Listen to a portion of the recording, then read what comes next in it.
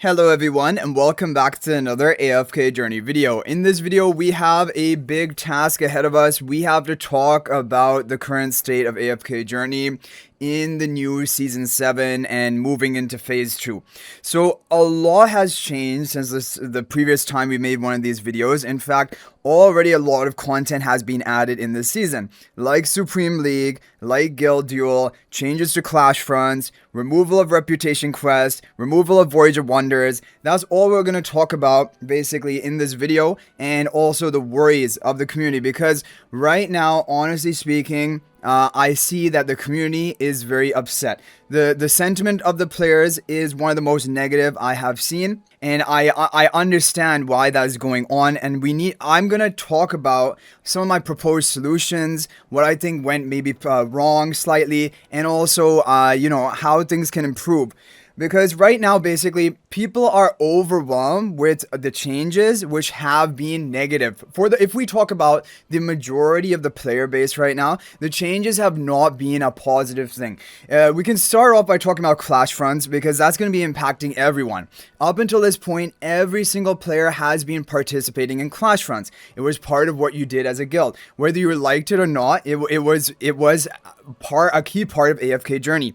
Now, with changing the size of a guild to 90 and still limiting your deployable members to 30, it means that 2/3 of the entire player base are going to be sitting on the sidelines watching the rest of your team fight in Clashfronts, basically meaning they're going to be checked out of what is even going on in Clashfronts. They're not going to have to set their best teams for Clashfronts like we normally always do. They're not even going to really care who we're matching up against or not. So basically what is happening, in my opinion, is a bit of an alienation of the player base, because only those 30 members who are involved in Clashfronts are now participating in this aspect of the game. 2/3 of all players are not going to be even touching the game mode and basically forgetting it exists, or basically, feeling left out. And whereas those who are actually participating are feeling also like the odd ones out, because most people don't even care about Clashfronts. So this is going to be honestly, this is something which I think it should have been done differently. I believe that I understand that some people don't like to touch Clashfronts, but even then, if you had like 60 out of the 90 members participating, or 70 out of the 90 members, and just have some leftover flex slots that you can rotate through each Clashfront match, that would be another story, and then still the majority of player base would be participating. But right now, the majority is not going to be participating. Even if you do decide to rotate some of your members, that's going to be a purely guild decision. And even if you do that, you're never going to get to all of your members basically into the Clashfronts, because 30 out of 90 is a small fraction. So this is, definitely people are upset about Clashfronts. Now, on top of all this, we had the reputation quests have been confirmed, not going to be returning.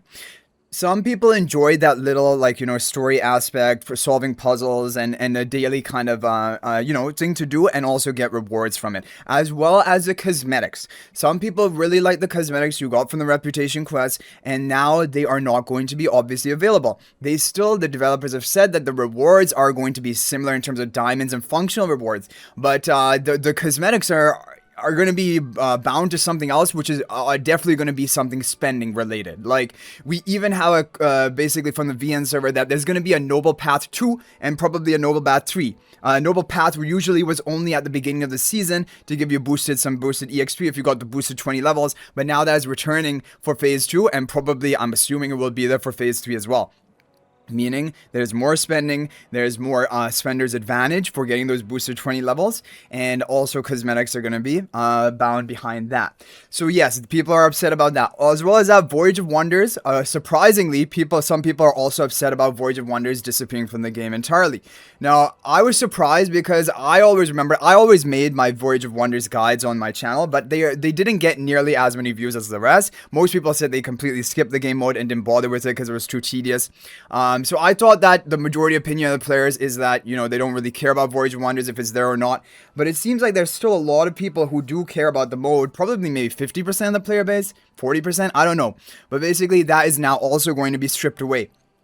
So really what's happening is we're getting kind of a shock in terms of all the changes, as well as the removals, as well as, the new. Let's now go ahead and talk about Supreme League. So Supreme League ran for the first round this time around, and This is the I have a major problem with Supreme League because it is a pay-to-play game mode. Let me re-emphasize that. It is a pay-to-play game mode. If you have not spent a certain amount on your account, there is no hope of you making it into the later stages. And even if you have spent a good amount, you're probably still going to get knocked out before even making it to the top 4, and you're just going to have to sit on the sidelines and do the betting.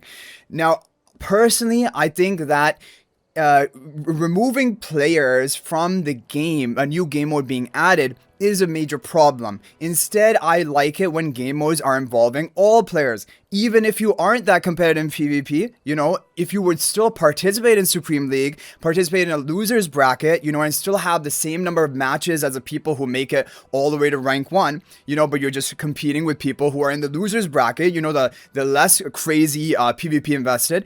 It would be a more overall community enjoyable experience. It would get more people interested in PvP, and it would also make people improve at PvP and maybe even become more engaged and decide, oh, I actually want to spend more. I actually want to try to, you know, rank higher. But basically, a lot of the community is just cut out from this game mode, and they're forced to sit on the sidelines betting on the matches of whales fighting against each other, which honestly no one could care less about.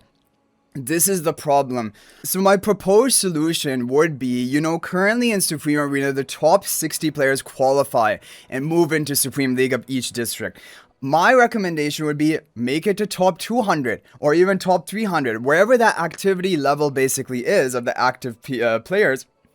Make it to that level, 200 or 300, send them all into Supreme League, and then have a loser's bracket. Like you have a winner's bracket, there would not be people getting knocked out. Like in group stages, even right now, the thing is, even if you qualify into group stages, 66% of players, 2/3 of players get knocked out in the group, moving on into the top 80, right? Into the Swiss. So even then, the players who make it into group stage right now, they have one match, and then basically they're pushed off to the sidelines, and now they have to watch and spectate.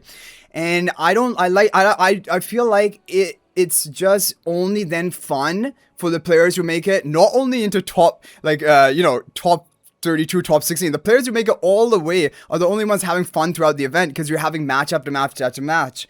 And I wish that there would be a loser's bracket so that even the players who lose or basically would have gotten knocked out don't get knocked out. They keep competing against each other in the loser bracket, and there should be ranking for the loser's bracket. There should be rewards for the loser's bracket. Like, you know, the 20 summer essence can be given to the all-time like biggest loser, but then if you rank higher, you know, on this whole spectrum, it could be all the way up to the 120 that's currently at. But basically, I think that would be a way to engage the community, because right now, honestly, the players who actually compete in Supreme League are maybe 10% of the player base, maybe less than that. And then the players who make it to the final rounds, like, you know, top 4, which is actually the final match, matches happen then, is like 0.01% of the community. So like a lot of people are not getting the full experience out of Supreme League, and it is a really good experience, because this is what I want to say. For me, as a player who's made it all the way to the finals of Supreme League, it was a really enjoyable experience. I felt like I learned a lot, and I felt it really put PvP to the test,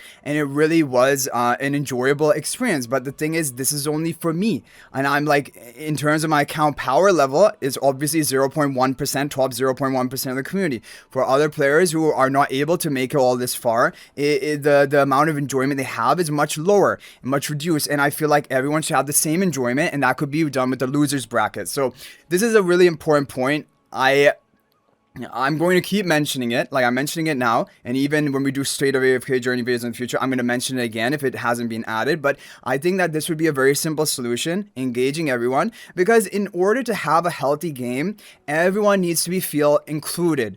No one should feel excluded. And currently, the Supreme League, also the Clashfronts changes, is making people feel excluded from the content if they're not above a certain power level, which basically means if they haven't put enough money into their account, right? Let's just be honest about that. That is the thing.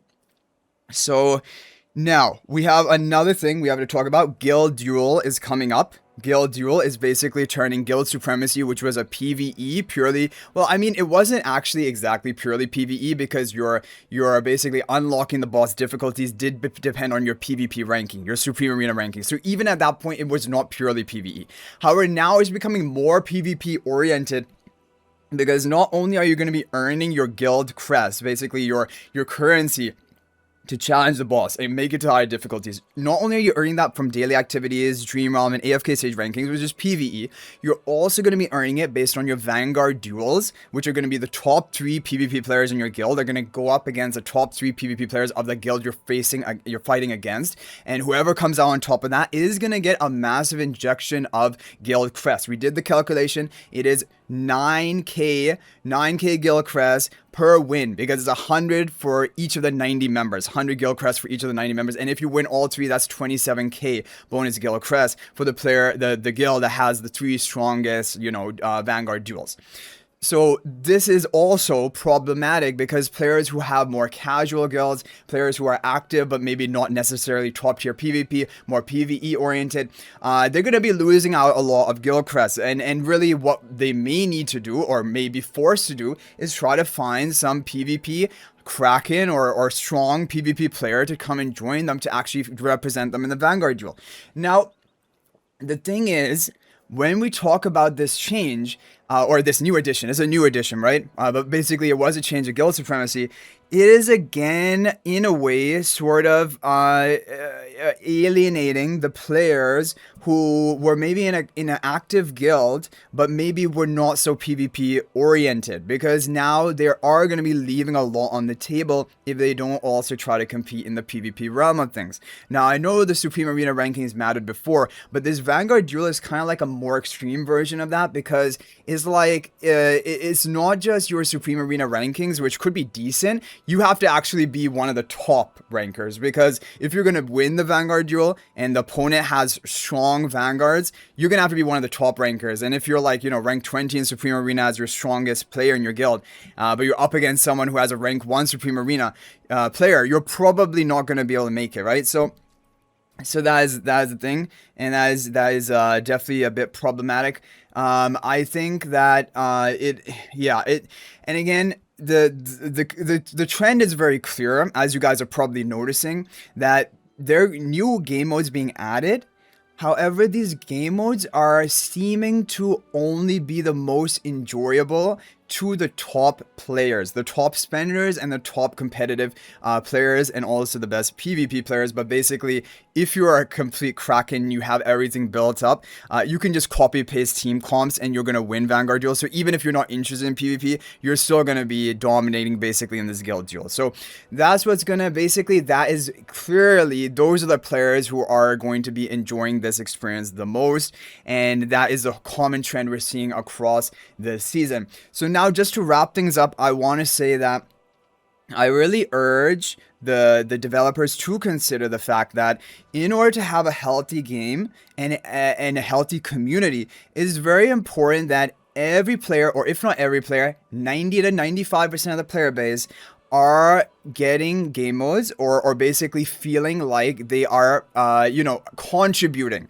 to the new game modes, feeling and enjoying the new game modes. Because I can appreciate that these new game modes have been added that were never there before. Like, if we go back to my previous State of AFK Journey video, my biggest complaint then was there was not enough content. We needed new content to actually be added. We got a lot of new content. We're still gonna get more new content even in phase 3, which we haven't even talked about. And so there is a lot of injection of content, but the unfortunate thing, the content is more geared, or very heavily geared, towards the top spenders, the top players, and less actual consideration of the majority players. And in these decisions of these new game modes being implemented, I think it is essential to always consider and heavily weight actually the consideration of the majority of the players, because the majority of the players, the free-to-play, the light spender, the mid-spenders, these are the ones who are the backbone of any game, including AFK Journey. And if these players are unhappy, if these players are feeling alienated, it is going to be problematic for the health of the overall game. And so I really do hope that some changes are added, or even if not to these existing game modes, for future game modes which are developed, that there should be a big consideration on the majority player base and how they will appreciate or enjoy or react to certain changes. It could be that this is the season of PvP and only the top PvP players are going to be basically enjoying the changes. Potentially, and hopefully, I'm hoping where is the case, next season will be the PvE season and all players will be able to enjoy new game mode content. So if something is like that is on the horizon, That would be great news, and I hope that we get news about that or something good about that in the future, because right now, like I said, there is a lot of worry, there is a lot of upset and hurt feelings over the changes, the direction, and also the hyper fixation basically on the top players, the top spenders with the new addition of game modes, and less actual consideration of the majority of the player base. So anyway, guys, those are my thoughts. Let me know your thoughts, of course, in the comment section down below. Hopefully the developers do see this video, so go ahead and feel free to share your criticism or your constructive. Of course, make it constructive. Don't make it like in this video. I try to be constructive, or offering some potential solutions, and hopefully we're gonna get something of this video or the comment section, or some consideration will be given to that, hopefully, for going forward in new game mode designs or development, or potentially even some alterations to the current game modes. But anyway, guys, that's it for this video. Thank you all so much for watching. And if you're thinking about making a purchase in AFK Journey, please use my affiliate link for the official Firelight store. This is the best way you can support me and also gain 5% bonus dragon crystals on your purchase. My affiliate link is in the description of this video and a pinned comment, and you can actually bookmark this link in your browser, and whenever you're planning to make a purchase, just return to the bookmark link and make your purchase. It will support me and be greatly appreciated. So thanks for watching. I'll hopefully see you in the next video, and until then, everyone, peace out for now.